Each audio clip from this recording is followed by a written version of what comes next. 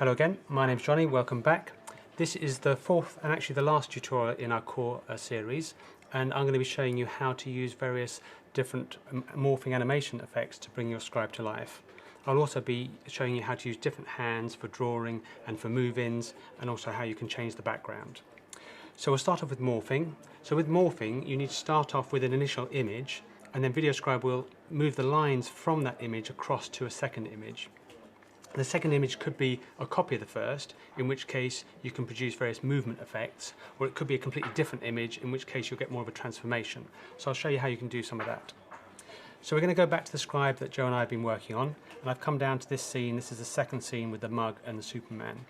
So I'm going to start off by animating the mug here, and just to give myself a little bit of space so I can show you a couple of things, I'm going to take these bits of text and move them out of the way, just for now. So with the mug, I need to have a second mug to morph to, so I'm going to copy and paste the mug. So now I've got two copies of the mug, and I'm going to take the second one across the screen here. So with the first mug, I still want that to draw as normal, but what I'm going to do is go in and change that from full colour to outline, because remember that what morphing does is it takes the lines across, so it works much better with outline. With the second mug, I'm going to go into properties here, and I'm going to change the animate effect across to morph. And now what I need to do is say which image I'm going to morph from.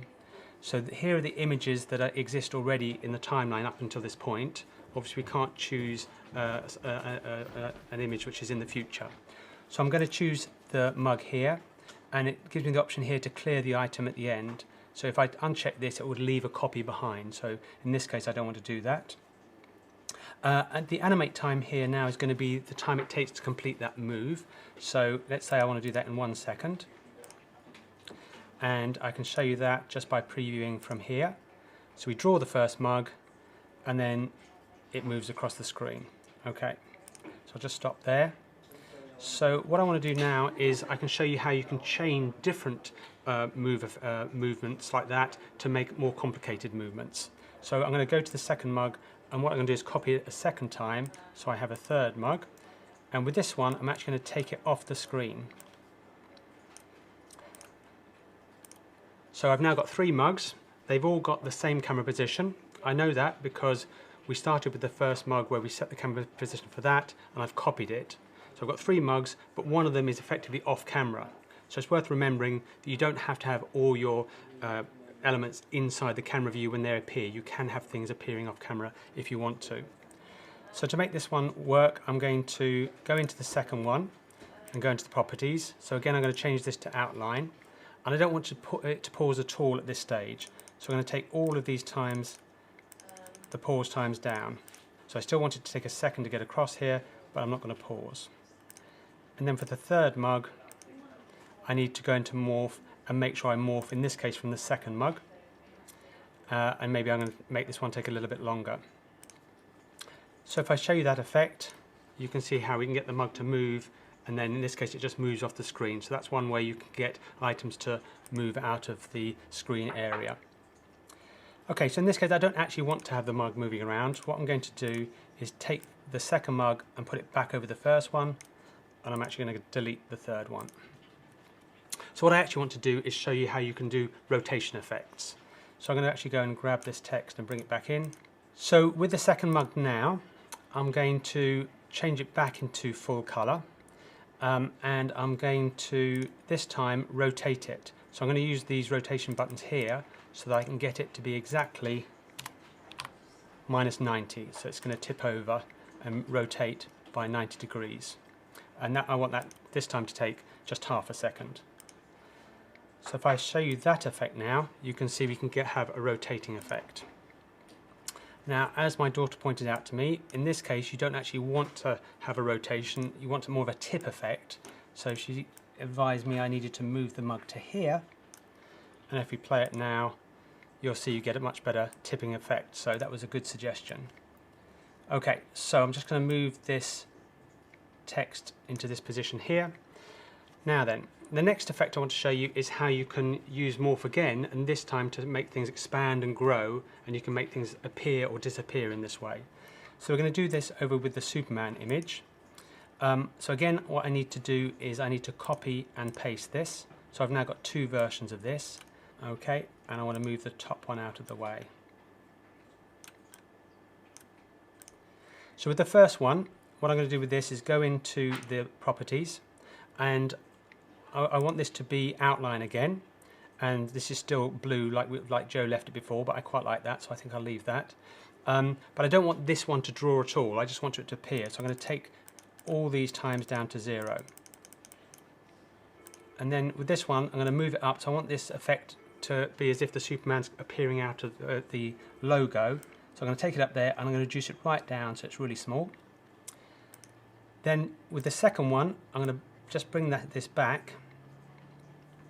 I'll make it a little bit bigger, I think. And I'll go into the options here, and again I'm going to choose morph, and this time I want to morph from this original Superman, and I'm going to make this take, let's say, 1.5 seconds. Okay, so if I show you that effect, you can see we have this kind of growing, expanding, appearing effect. What we can also do, in fact, is if we go back in, going back to that rotation, I could actually put in here 360, and everything appears the same because it's rotated 360, but when we do the morph, we actually get a spinning effect, so that's quite nice. So you can see there's lots and lots of different things you can do with morph when you start to play about with it. Next I want to show you how you can do more of a transformation like I was talking about. So I'm going to go across to our final scene here. So what I want to do is replace that with a happier image. So I'm going to go into images, and this time I'm going to search for happy, and here we've got a happy version of that user. So I'm going to bring that one in, and I'm going to place that one on top of the other one. Okay. So what I want to do now is to morph from one to the other. So I need to move this one right to the end, and I need to go into image properties. So again I'm going to choose morph, and I've got quite a few images available now because I'm right at the end of the scribe, but I want to go right back to the beginning and choose this one, and I think about 1.5 seconds should do it. This will actually be the final image, so I'm actually going to increase the pause time at the end here. So I can just show you that effect. If I press play from here, this time we get this transformation effect. So to do that properly, I just need to set the camera on that image. So if I make sure I'm on the same camera position as the previous image, go back to this one and set camera, then there'll be no movement from this point.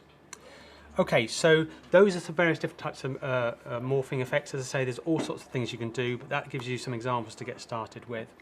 What I want to show you now is how to use different hands, and you saw Joe saw some hands that would maybe we needed to change, so I'll go back and change them in a minute. First of all, I want to show you how you can change the default hand. So up on the toolbar at the top, we've got this hand option.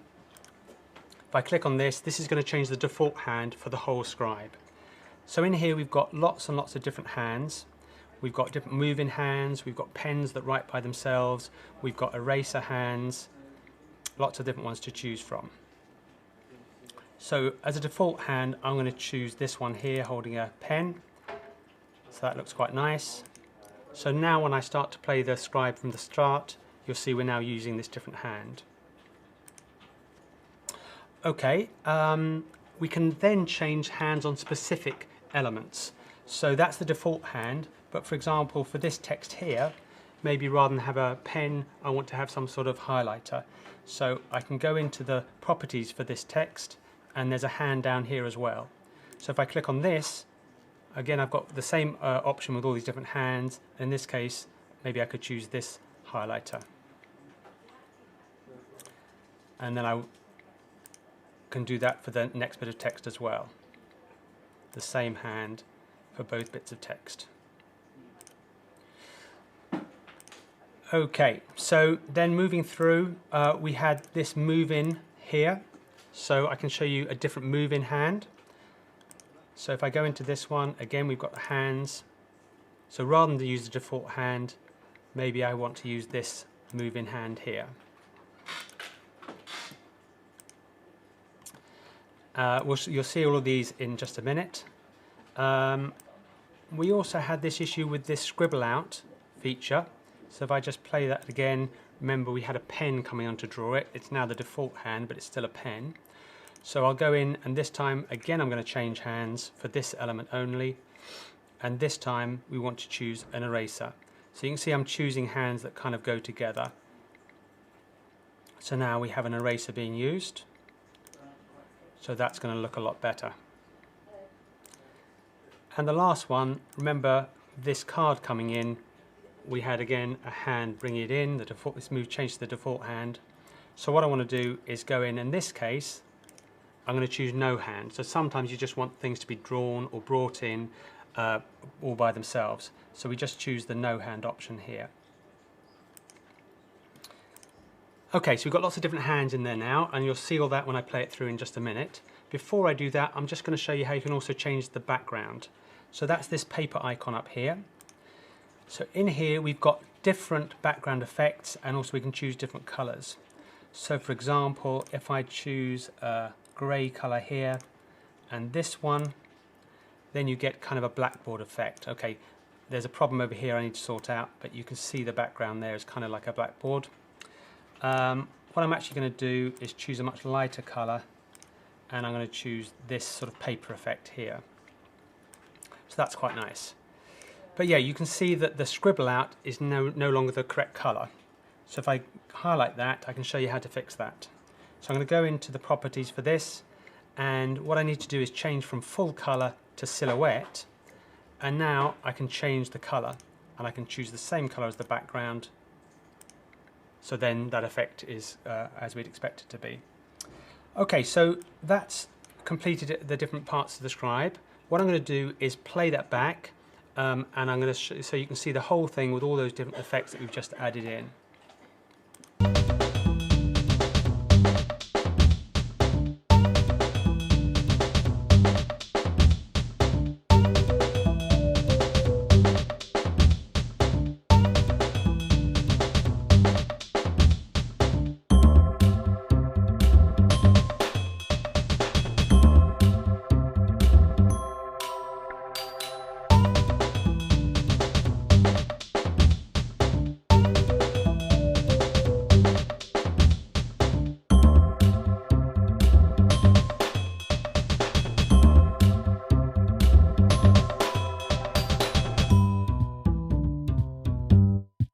Okay, so that's the completed scribe, and actually that's actually the end of this tutorial, and in fact it's the end of the core series. So I really hope you enjoyed it, and I hope you found it useful.